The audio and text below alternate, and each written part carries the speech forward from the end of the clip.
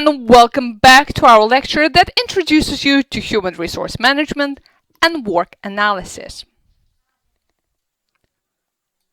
In this section of the lecture, we will explore the issue of strategic HRM. You frequently hear from managers, HR practitioners, and in the media that HRM has to be strategic. But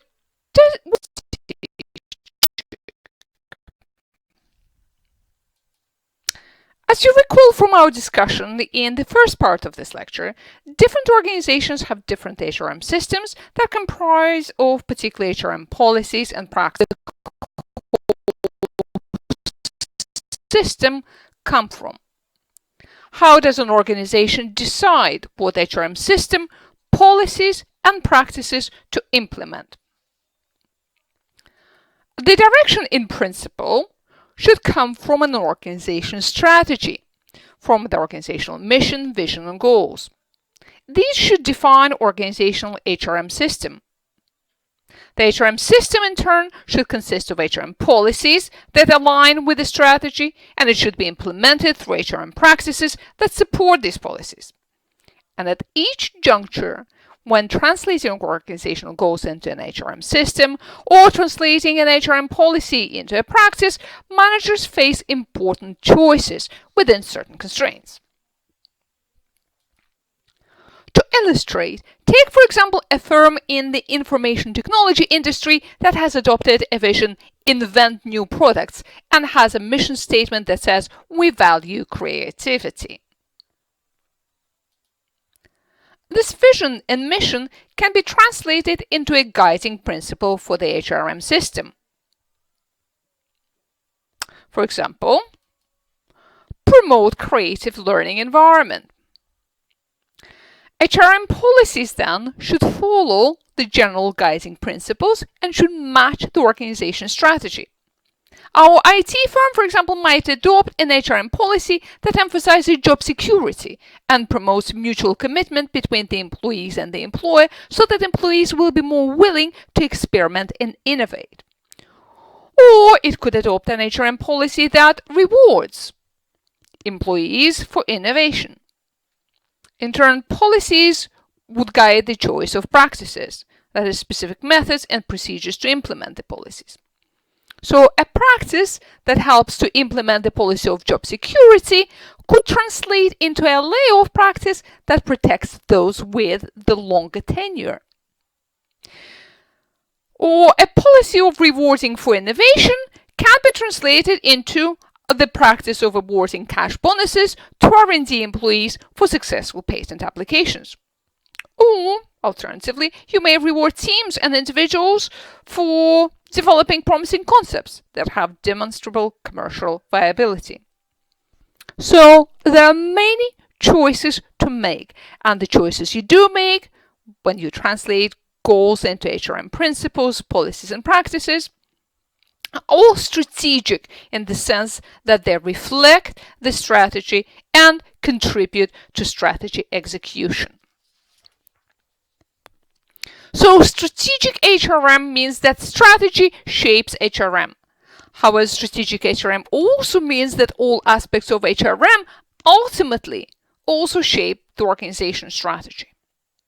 How is that possible? Now think about it. What organization can achieve depends on its people, their knowledge, skills, abilities, and motivation. People are the key asset. They constrain and enable what the organization can do. They provide the boundaries within which the strategic goals can develop. For example, organizational strategies themselves are developed by people. People who are charged with developing strategies are a product of the HRM system, policies, and practices. If an organization, for example, appoints to the key strategic roles from within, then who these people are and what they're able to achieve reflects the opportunities that the HRM system provided for developing the relevant knowledge, skills, abilities, etc. of these individuals. If these people are recruited externally, then again the HRM system impacts on who is recruited through the recruitment and selection processes. Therefore, HRM has a significant impact on who develops the strategies and what strategies are developed.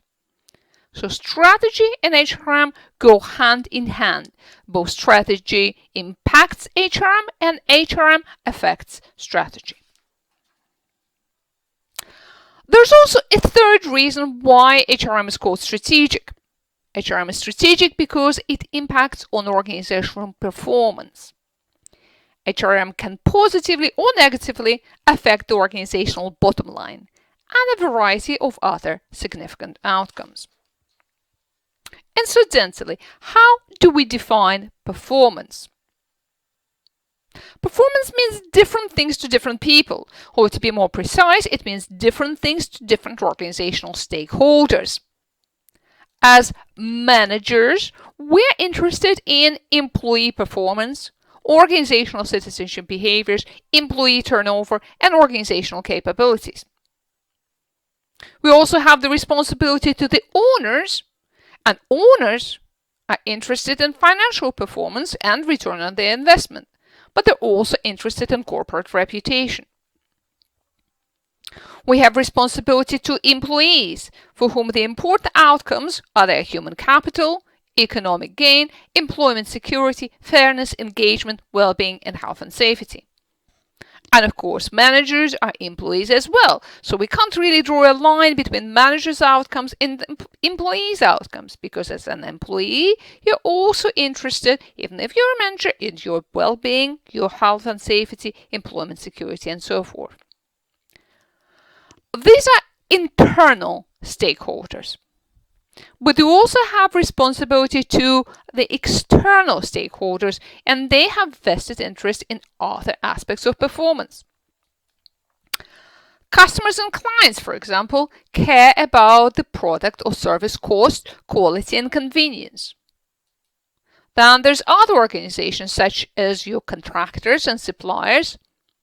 They value reliability, trustworthiness, and collaborative potential of their relationship with your organization.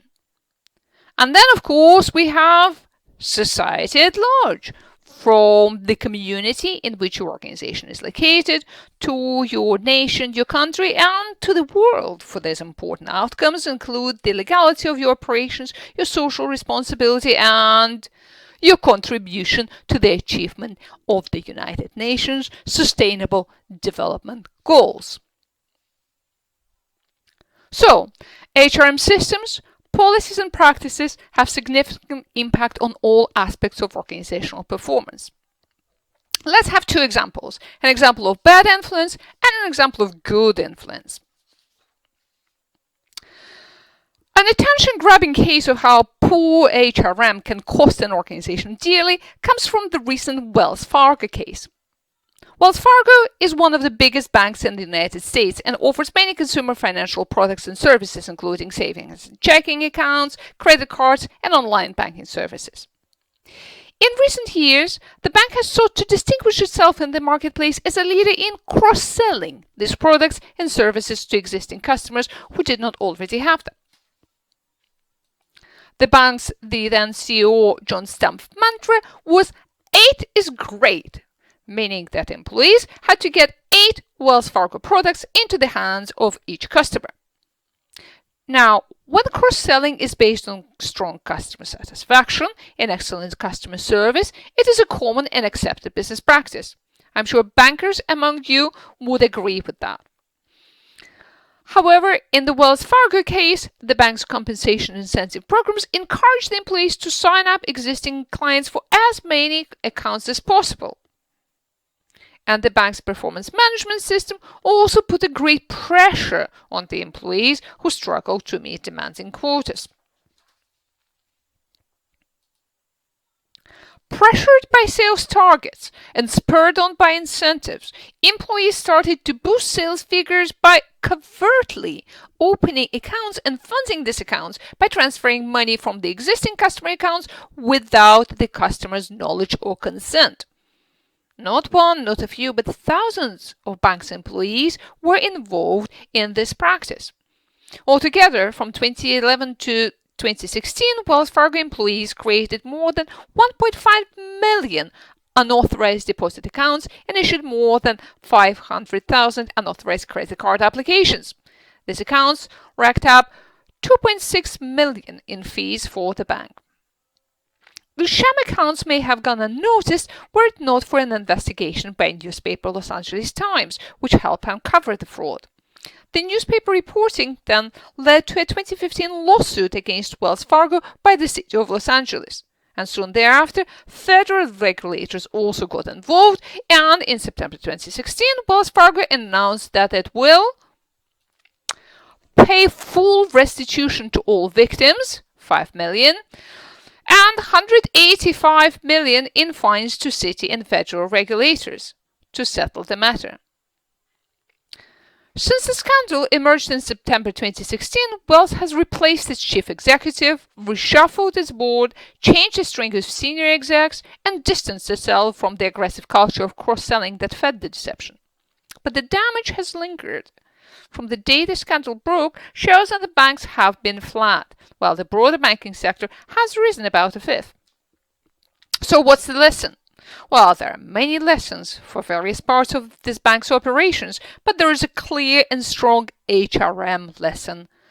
Poor performance management and poor reward management systems led to fraudulent employee behavior, which then let the bank lose a massive amount of money in fines and has cost the bank its reputation. So, that was an example of incorrect incentives harming organizational performance. Let's have a look at an example of correct incentives improving organizational performance. But let's move from the world of high finance to the world of learning and have a look at how teachers' compensation affects student performance, which is arguably the key performance measure in education. Schools around the world have experimented for decades with linking teachers' rewards with student achievement.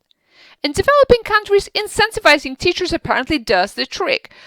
Well, they say it's because in developing countries, the degree of teachers' professionalism is fairly low, absenteeism is rampant, and so it looks like paying teachers in connection with their performance does really bring about substantial improvement in student test scores. However, in developed countries, there has been no effect. For example, in the United States, 10 states and numerous school districts have adopted programs that reward teachers with extra pay after students achieve certain goals on tests or report cards. However, these traditional incentive programs generally have not generated any effect on actual student performance. Now, a group of schools in the city of Chicago Heights in Illinois have cooperated with researchers to introduce an interesting new incentive program. Chicago Heights schools are made up of primarily low-income minority students who struggle with low achievement rates, and improving their performance is a high priority. So, in the experiment, teachers were offered a bonus of $4,000, which is about 8% of their total annual pay, if their student performance was average. But they could also receive an additional payment of up to $4,000 if the student's performance was above average. Now, some teachers were incentivized in a traditional way, like all the teachers' incentives programs do, at the end of the year, based on how their pupils performed by the end of the year. But an experimental group was incentivized differently. They received $4,000 at the beginning of the year and had to sign a contract that if the students' end of the year performance was below average, they would return the difference between $4,000 and their final reward. And here's an interesting result. Giving the bonus at the end of the year made no difference to teachers' performance, measured as student performance on the standard tests, such as maths and reading. However, giving the bonus at the beginning of the year, with the caveat that they would have to return it if their student performance didn't improve, led to a 10 percentile increase in their pupil scores compared to students with similar backgrounds. So motivating performance through monetary rewards may or may not be the right move. The devil is in the details. These examples provide an illustration of the importance of HRM practices for the performance of individual employees and the performance of an organization as a whole. So $1 million or £1 million question then arises: what kind of HRM helps to produce good employee behavior and improve organizational performance? Researchers and practitioners have identified a wide range of HRM practices that positively contribute to organizational performance. And these practices are collectively known, unsurprisingly, as high-performance work practices. So what are these practices? Dozens, if not hundreds, practices have been called high-performing, but one needs to separate the wheat from the chaff. So a group of researchers has undertaken a review of all academic and practitioner literature from 1992 until 2011 and discovered that during this period, 61 different practices were mentioned as high performance. Out of the 61 practices, researchers selected the ones that have been mentioned most frequently, not just in one country, but across different countries. And they have ended up with the following. In recruitment and selection, the HRM practices that lead to better organizational performance are selective hiring, specific and explicit hiring criteria, multiple tools to screen applicants, and employment tests and structured interviews. In reward management, high-performance work practices are pay for performance, formal appraisal for pay, external pay equity or competitiveness, profit or gain sharing, promotions from within, promotions based on merit, and career planning with career paths and job ladders. In performance management, high-performance work practices include frequent appraisals, appraisals that focus on objective results and behaviors rather than subjective evaluations, and appraisals that focus on development and potential. In training and development, practices that have been classed as high-performing include extensive training, use of training to improve performance, training for job or firm-specific skills, and training for career development. In work design, practices associated with better performance are designing jobs and work roles based on systematic work analysis, creating jobs that have a considerable discretion and autonomy, enriching and enlarging jobs, using job rotation and cross-functional utilization of employee skills, and using project teams to organize at least some of the work activities. In organizational communication, high-performance practices entail formal information sharing programs that provide employees not only with the information immediately relevant to their work, but also with market, firm performance, and strategic information, and also the systems that encourage employee input and suggestion. And finally, in employee relations, practices associated with better performance include providing employees with job security, ensuring low status differentials between different categories of employees, and undertaking employee opinion and attitude surveys. How well do these practices work? Here's the latest best available research evidence. Researchers Rablo, Jessing, Gerhardt, and Kurlman performed a meta-analysis of the relationship between high-performance work systems and business performance on, firstly, financial measures, specifically accounting measures, growth and market returns, and also on operational measures, including productivity, quality, and employee retention. They examined the results of 156 studies covering over 35,000 firms across 29 countries, including some of the countries where you are located, such as UK, Germany, Ghana, and Hong Kong, though unfortunately not UAE or Saudi Arabia due to insufficient research covering these countries. And so what did they find as a result of the meta-analysis? Well, the result showed an average of 0.28 correlation between high-performance work practices and organizational performance. Now, 0.28, is that good or bad? And what is correlation? Well, to answer these questions, allow me to digress quickly into statistics. Presumably, many, if not most of you, know what correlation means. But for the benefit of those who don't, or who would like their memories of high school statistics refreshed, correlation is a measure of linear association between two quantities. Take, for example, the number of hours a student spends revising and their exam results. These are variables, and presumably there's a connection between the two. Now, of course, most of you have heard the famous statistical dictum that correlation doesn't imply causation, and hours revising may not necessarily cause exam results. There may be other variables at play. But correlation does highlight an important relationship between the variables. So how does a correlation look? Continuing with our example of exam revision, we can plot each student as an observation, a dot, on the two-dimensional plot, where the position of the dot on the horizontal axis would reflect the number of hours studied, and the position on the vertical axis would reflect the exam result. And then we can see whether there is a pattern. Here, the pattern seems to be that the students who do more revision get better exam results. Therefore, we say that there is a correlation between hours revising and exam results. In formal terms, in a two-dimensional plot, the degree of correlation between the values on the two axes is quantified by the correlation coefficient R.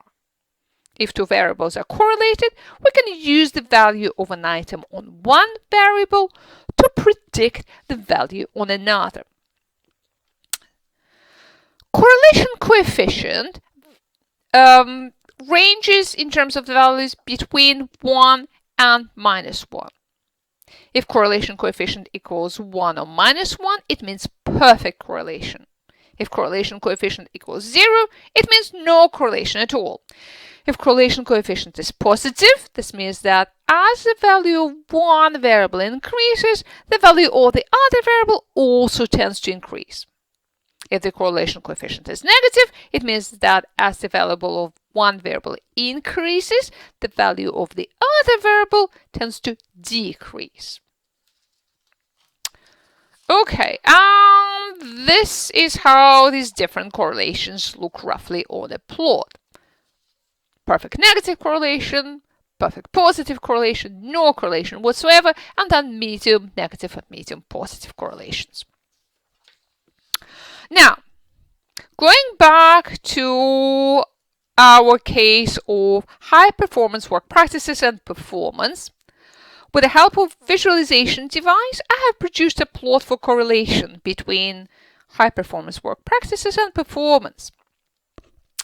And this is how it would look. It looks pretty dense because the sample size is huge, 35,000. However, it shows a reasonably tidy shape. The dots are not as close to a straight diagonal line as they were in our example of revision hours and exam grades, but you can discern a similar pattern, which should suggest that the more high-performance work practices organizations employ, the better the organizational performance. For comparison, here's some fun but real correlations.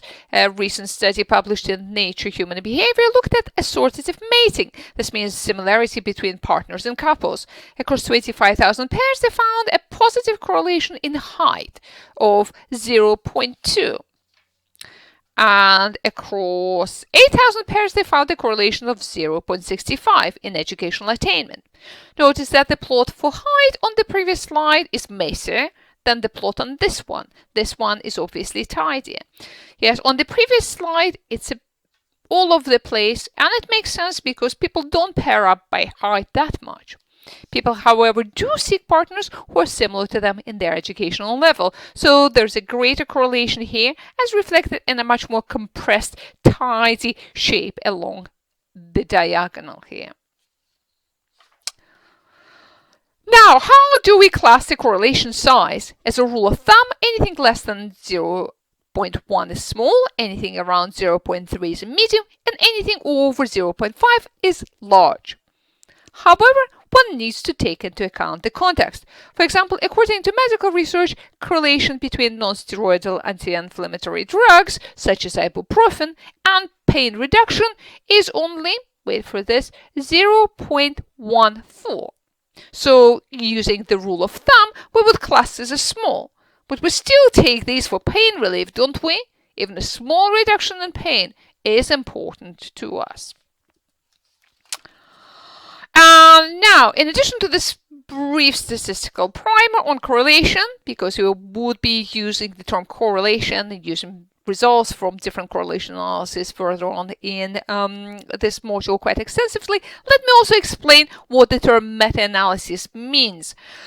This term has already been mentioned elsewhere, but remember that in the case of the study on high-performance work practices, I said that these findings come from a meta-analysis of previous studies. So, meta in Greek means after, more comprehensive, or transcending. So, meta-analysis is a kind of a statistical analysis and synthesis that allows one to aggregate the results from many studies of the same thing. And the more studies you have, the better on average is your evidence. So meta-analysis provides one of the best sources, or perhaps the best available research evidence, because it summarizes the results across many studies. Okay, to sum up, in this part of this lecture, we have discussed what makes HRM strategic and considered the impact of HRM on individual and organizational performance. We have also identified a list of high-performance work practices that positively correlate with organizational performance across a wide range of industries, organizational types, and countries. Does it mean that there is a single best HRM system that guarantees the best results regardless of the context? Is there a one-size-fits-all kind of HRM? Or might it be the case that one-size HRM does not fit each and every organization? This is a question we will explore in the third section of this lecture. So please move on to the next recording when you're ready.